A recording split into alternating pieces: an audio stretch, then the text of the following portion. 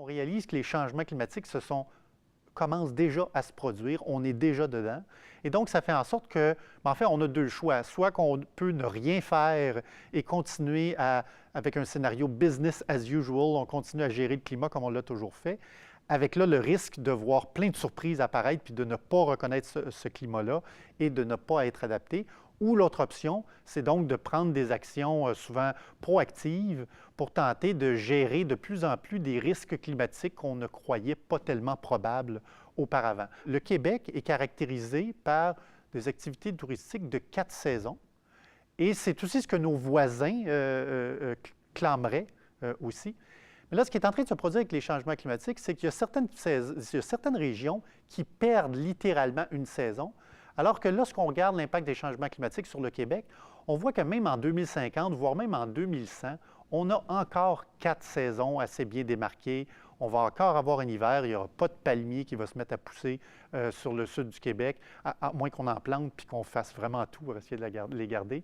Mais donc, le point, c'est qu'on va continuer à avoir cette diversité de climat-là au Québec. Il faudra apprendre avec le fait que cette diversité-là n'est plus tout à fait la même que la diversité des années 60, alors que les voisins, eux, vont vraiment avoir de la difficulté, notamment avec l'hiver.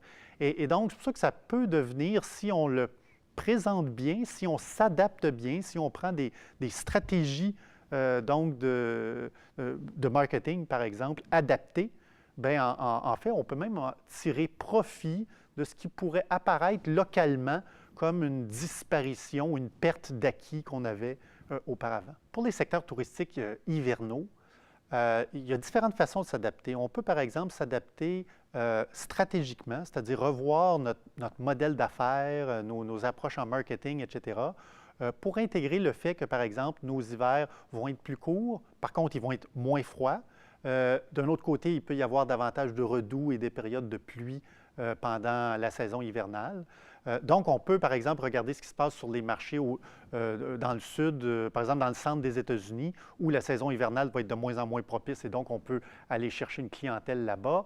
On peut vouloir aussi revoir nos investissements en infrastructure. On sait que les infrastructures sont souvent adaptées au climat historique. Les ingénieurs conçoivent continuellement avec des données climatiques, mais ils ont tendance à prendre les données climatiques historiques comme étant garantes pour le futur. Alors, il faut changer cette mentalité-là et concevoir, investir dans des infrastructures qui vont être adaptées non pas au climat des 30 dernières années, mais au climat des 30 années à venir.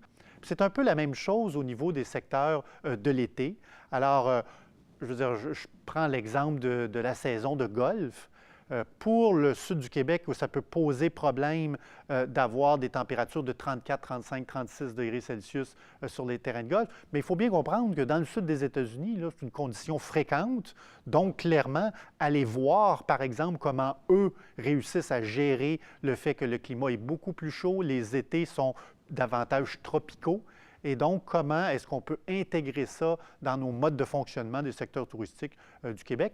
Et donc, l'adaptation devient relativement simple et peut s'implanter dans les investissements, dans le stratégique, dans l'opérationnel et dans différentes facettes, tout comme on le fait pour la variation normale de la météo.